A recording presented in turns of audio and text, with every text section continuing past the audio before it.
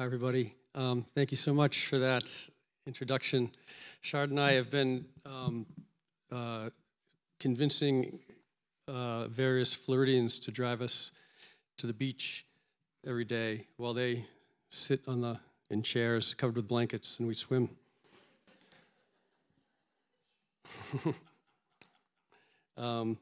And it's been a real pleasure. It's also a pleasure just to be here at the Palm Beach Poetry Festival, which is, I've been hearing about it for 20 years, really. And so it's really happy to finally make it here. And it's an honor to be with the other poets that are here, all the other poets, the faculty and the poets that I got to work with in my group, some of which have written more and longer than I have. So it was a real honor to work with everybody. And to be reading tonight with Carolyn is a special privilege. Just she was my first teacher, also 20 years ago. Everything happened 20 years ago. And so to be here, it seems like a full circle of some sort. I'm not sure where Florida fits into the circle, but I'm going to read. I'm going to start with a poem from this book that Chard mentioned, Blind Huber, which is. Usually I'd have to read like the entire book to you because it probably won't make any sense, but I figure usually the first poem, you won't be listening anyway, so.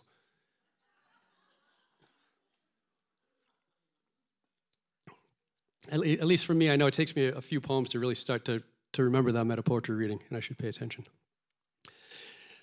This is called Inside Nothing. A sun-fed engine, the inside constant, a flower taken whole. In winter, our wings move faster to keep the sun inside nothing, and we fill the nothing with suns, line them up, swallow sap, swallow field, drop by drop, each stem a pump. Rose to rose to rose to rose to rose to rose to rose, calyx and anther, all summer gone. We move still faster, fields grow constant, inside the color of heat. Clinging, we pull our bodies across a chain of bodies, become the chain, climb nothing, always up, towards suns, line them up inside us, a flower taken whole, a field built inside. It rises, each blade, each sun. And I'd like to read one from the third book, the book that Chard mentioned, the captain asked for a show of hands. This is the first book the first poem in that book. It's called Haiku Failed. It comes from the inspiration came from in Wilmington, North Carolina. I don't know if anyone's been there, but I was doing a reading there, and someone was driving me from the airport. We went by a gardening center, and there was a big sign out front that said "World's Largest Bonsai." And I thought it was a very odd sign, and I asked her about it, and she said, "Oh, well, if you had a chance, you really should go see it. It's really enormous." So just in that spirit, I've written this really large haiku. It's an American form. It's an American form. The thin thread that holds us here, tethered or maybe tied together, what do you call it? Telephone, horizon, song? Listen to yourself sing. We are all God's children. We are all gods. We walk the earth sometimes, two sails inside us sometimes, beating our bodies the bottle, a ship inside each, until one day, for no reason, it sails. Hello? Damn phone. Until one day it sails out of sight, until one day it cuts out of earshot. Bye-bye muttered into your cup palm, bye-bye boat, bye-bye rain. Look, maybe this is the place we've been waiting for. Maybe this place is the day inside us, inside each corpuscle. The day, that day, every day is inside my body, your body. Every day is this thread. Every day you said, come get me. Every day you said, it's been way too long. You said, bye-bye, bye-bye. Not a day went by. The thread, so thin this thread. Are you still here? Is it still your heart? Is it welling?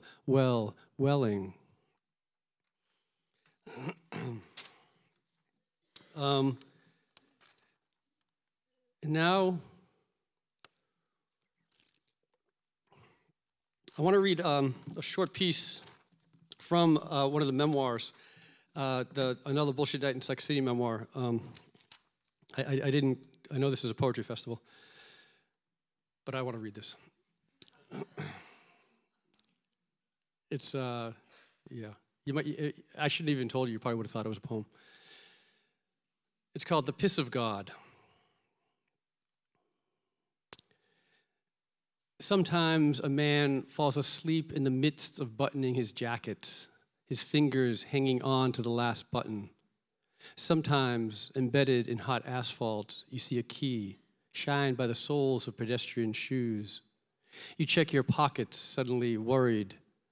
The sidewalk calls, using the trick of gravity to bring you to your knees, to close your eyes, to make you sleep.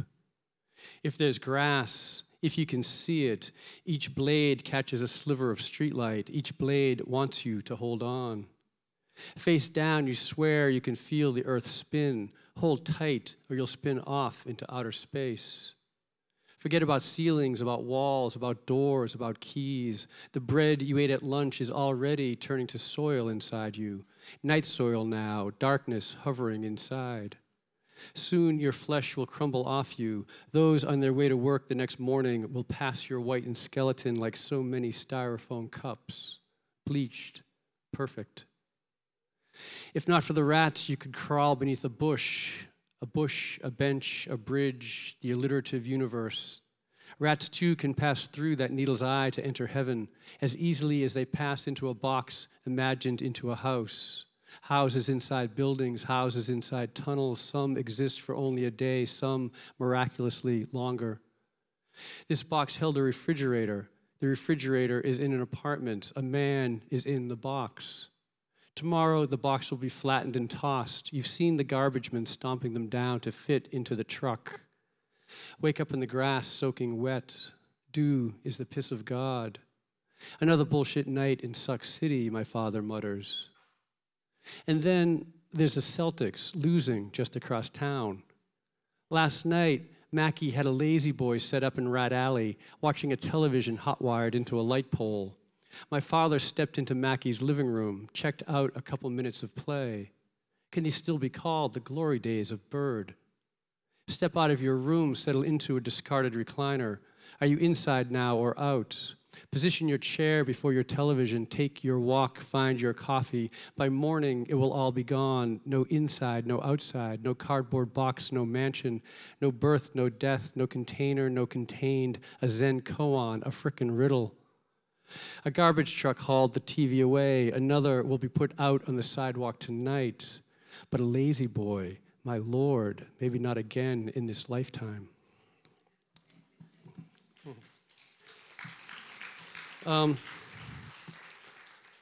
Yeah, I wanted to read that. That was a book came out 10 years ago, and about my father and his time being homeless. And my father just died 2 months ago, so I'd like to read this. This is a new poem. So I'm going to read new poems now. This is called The Day Lou Reed Died. My father wasn't Lou Reed, so you know, in case you're wondering. The day Lou Reed died. It's not like his songs are going to simply evaporate, but since the news, I can't stop listening to him on endless shuffle. Familiar, yes. Inside me, yes, which means I'm alive or was, depending on when you read this. Now, a song called Sad Song, the last one on Berlin, sung now from the other side. Just talk, really, at the beginning, then the promise or threat. I'm going to stop wasting my time. But what else are we made of, especially now? A chorus sings, sad song, sad song, sad song, sad song. I knew him better than I knew my own father, which means through these songs, which means not at all. They died on the same day. Oh, what a perfect day. Maybe at the same moment. Maybe both their bodies are laid out now in the freezer, maybe side by side, maybe holding hands, waiting for the fire or the earth or the man or the salt. If I could, I'd let birds devour whatever's left and carry them into the sky, but all I can do, it seems, is lie on the couch and shiver, pull a coat over my body as if it were all I had, as if I were the one sleeping outside, as if it were my body something was leaving, rising up from inside me, and the coat could hold it in a little longer.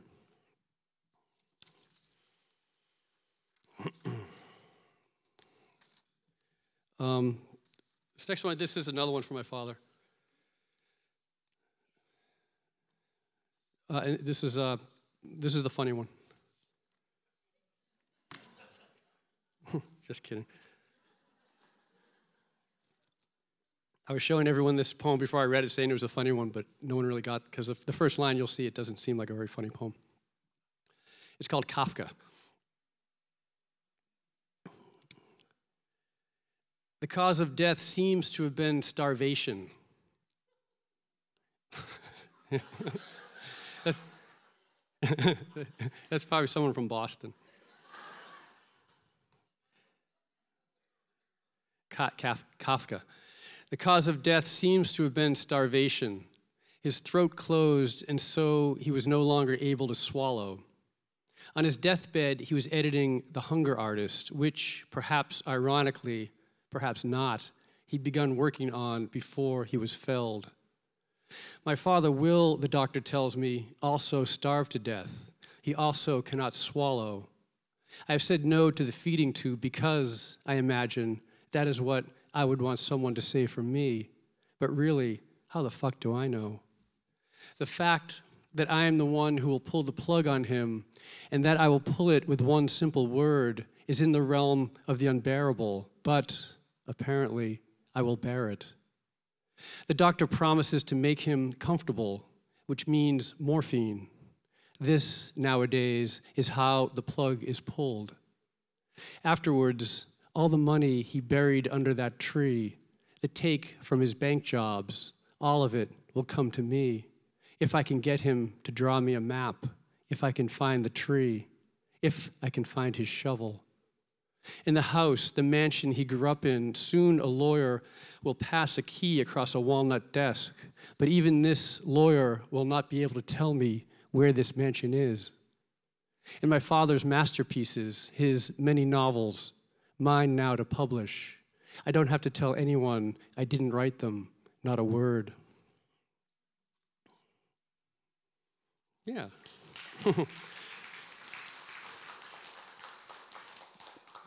That's about as funny as it gets. So.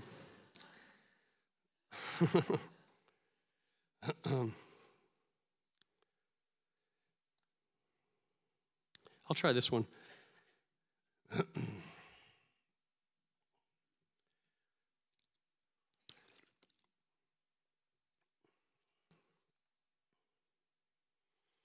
It's called Aquarium. Imagine an aquarium, one fish inside slowly circling. Imagine two cameras set up to film this aquarium, to film this one fish. Is it a clownfish? A clownfish? Sure, a clownfish. Imagine also you are unable to see the aquarium directly. It is in another room, and you don't know where that room is. You are in your own room, watching a screen. The clownfish swims on that screen in that faraway aquarium. A box within a box, a glass within a glass. Think of the cars we used to drive, no more than two couches on wheels. We'd drink and drive and park and make out. We had nowhere else to be. Our girls were named Mary and Mary. It was a Catholic town. And we'd watch each other move over and through them, and they, moving, watched us. a dim light buried in the ceiling far above us. Sometimes I'd catch Mary's eye, but not my Mary. It wasn't as bad as you might imagine. We'd share whatever pills we'd swiped from our mom's medicine chests. We'd grind them up and snort them if there wasn't enough, and there was never enough. Now, remember that aquarium, those cameras, that room you will never enter. The screen is split, so it seems you are watching two fish, but it is only one. One fish turns, the other turns at the same moment, as if synchronized, as if they are talking to each other, as if they knew. This, the scientists assert, is happening all the time. We are in a room watching the day unfold, but we have no idea how many cameras are set up. One fish swims inside its tiny ocean. Mary smiles at Mary, not at me. We think this world must be broken into fragments. We think memories are dispersed throughout the brain, and that the brain itself is dispersed. We think we began from a bang, but the bang never stopped. Mary watches Mary, waiting to see what will happen. The night has to end somewhere. Communion. Communion is the word.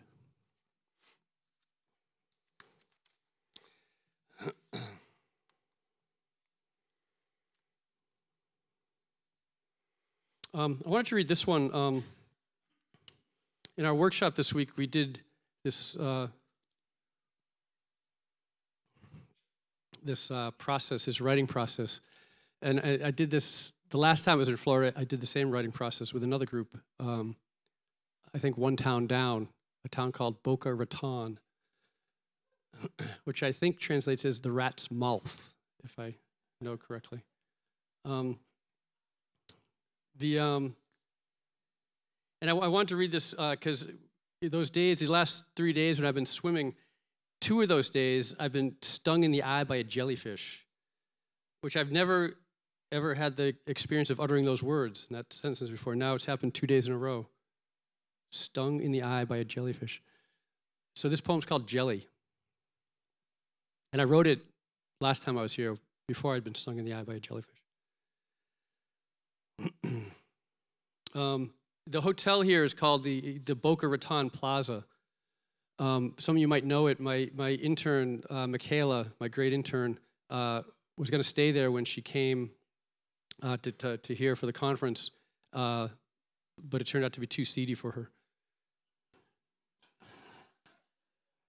So when I came down as a visiting writer, I was going to come with my family, my wife and child, and I think my wife had chosen this place, but then my wife backed out at the last minute, so it was just me and my child, me and my 5-year-old child, stayed in this seedy hotel called the Boca Raton Plaza. It's called Jelly. Angel, they say you are made of clouds. They say you are made of feathers. They say you are everywhere or nowhere, but we know you are both. Our flight is delayed, this airport, another nowhere. If this is your final destination, the air murmurs. If a stranger or anyone you do not know well offers you anything, but how well, and what's he offering, and is this our final destination? At the hotel, we are handed the key to room 313, home for a week or so. On the lobby TV, a woman who was once apparently enormous holds her old jeans up to her body and smiles. Neil Diamond sings, and when I go into the bathroom, he follows me. Everybody has one. Paradise is cloudless, they say, impossible to know. Yesterday, a man was sucked into the earth as he slept. A sinkhole opened below his bed. Not even his brother could save him. In the restaurant, my daughter orders cornflakes. The waiter says they have no cornflakes, points to the Raisin Bran. Okay, okay. It comes with a pitcher of milk. She pours nearly all of it into her bowl. Until I stop her, she will keep on pouring. 3 more TVs are screwed to the wall above us. A car goes round and round. A baseball is thrown. A man slams his racket to the clay. My daughter pushes her bowl away, picks 2 packets of jelly from the basket, 1 purple, 1 red. She pulls the plastic off one, then the other, lifts each to her tongue, red, then purple. The wallpaper is trees, or the texture of trees, a landscape seen from above, a contour map of an unnamed mountain, people wandering across the face of it, between the trees, a map of silence. If we were closer, we could tell river from leaf, mountain from shadow, a fire unmaking itself. Unless the red is nothing but iron in the soil, unless each rock has been pulled from the furnace and pounded into a ladder, unless the trees are simply nails. What is this strand of DNA between us, unconnected to and of the shadows parading past, our outlines already chalked onto the earth? Angel, you pour your body, red, purple, into your white coffins. You pull the plastic sheet tight. Angel, how do you live inside them? How do you wait? I live on air and light. I drag my daughter everywhere. This morning she muttered, Federer, Federer, Federer, like a spell. And it was as if he stood before us again, his perfect red jersey. Florida, sinkhole, gasoline, cicada. How many mornings did I swivel on the red stool at the supermarket lunch counter, the aisles dark and empty behind me, my mother in back extruding donuts, while I twirled or wandered or made toast in the basket of butter and jelly, each in its little wasteful tub, impervious to air or time or decay. Angel of strawberry, angel of grape, your purple body not only fills these coffins, but takes the shape of the coffin. Emptiness made whole, color now a shape, your whole being fit into a block, a brick, a book. Angel, the sun not yet up, my mother bundled me into the car, still sleeping. Angel, my daughter now wants only you. She asks for the whole basket. She pulls back the sheet, puts her tongue in. Strawberry is her favorite because it tastes like strawberry.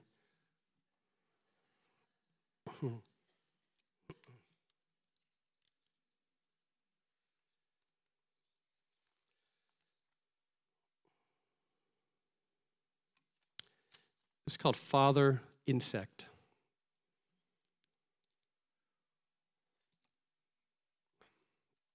This is the same daughter. I only have one daughter. Father Insect. I remind my daughter after her bath as a way to apologize for all my imperfections. You know, before you were born, I was not a father. She takes me in silently. Somewhere a door blows shut. Then what were you, she asks. A bug?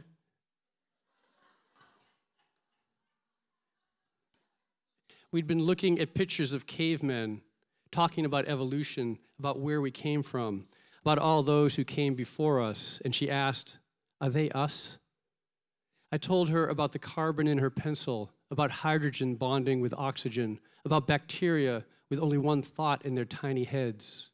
She used her finger to write it all out in the air, creating each word as I spoke it. When did want become more than hunger? When did need become more than shadow? Ecclesiastes warns us about the making of books, of which there is no end, this chain of meaning, this offering, the book we both will write today into forever. And I'm going to finish with this one. This is a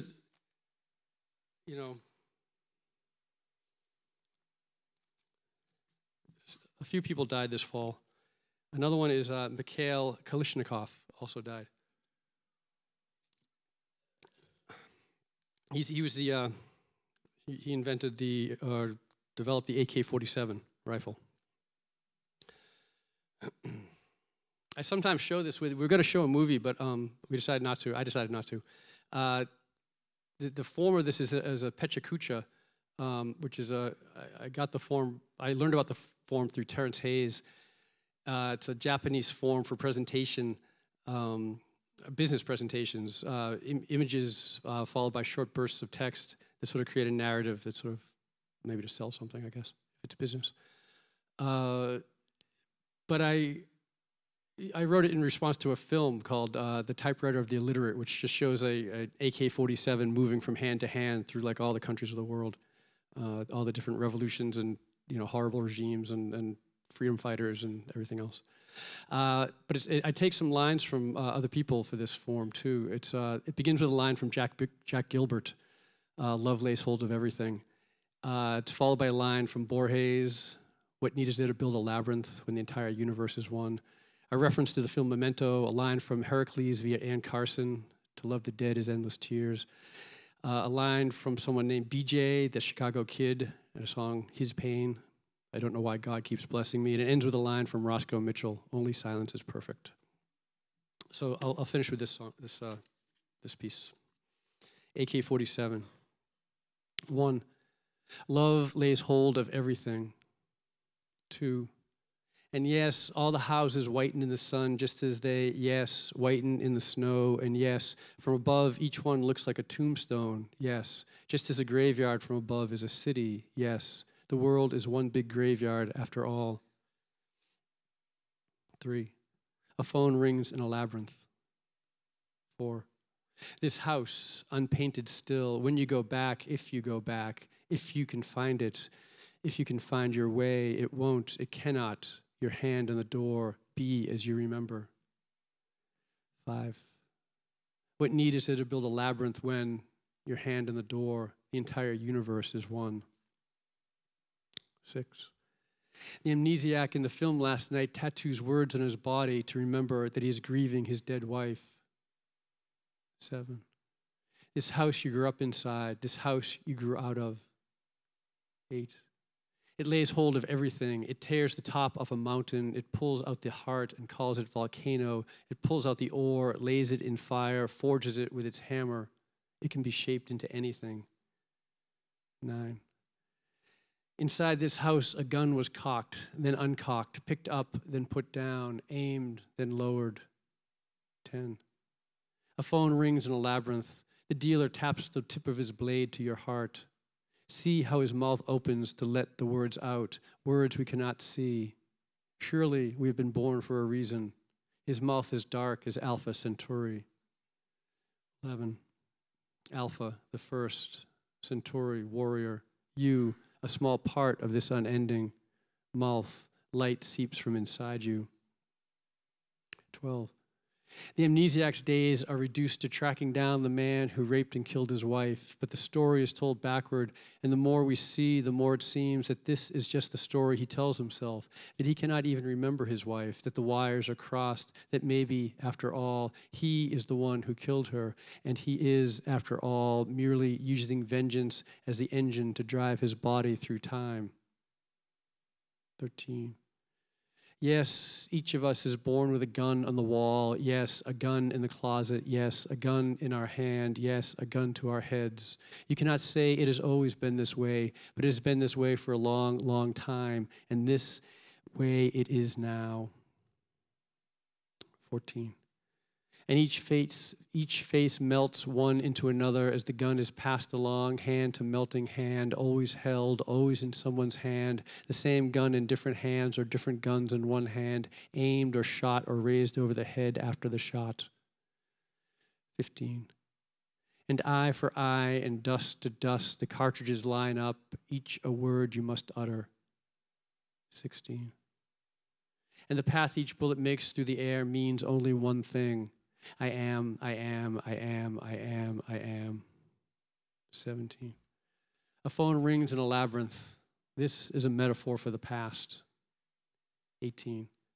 Think blood oath, think suffering, think revenge, think I'm sick of doing one thing and missing another. Think at least this is something, at least I can hold it. Think the hard O of its mouth, a tunnel to crawl inside. Think whatever abstraction you can insert here. 19. We could melt it down, could we?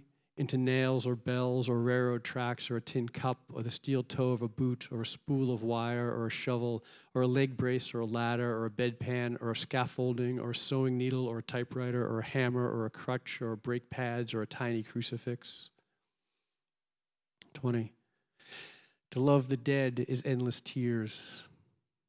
21. See how the mouth opens to let the moth out. They always fly into the light.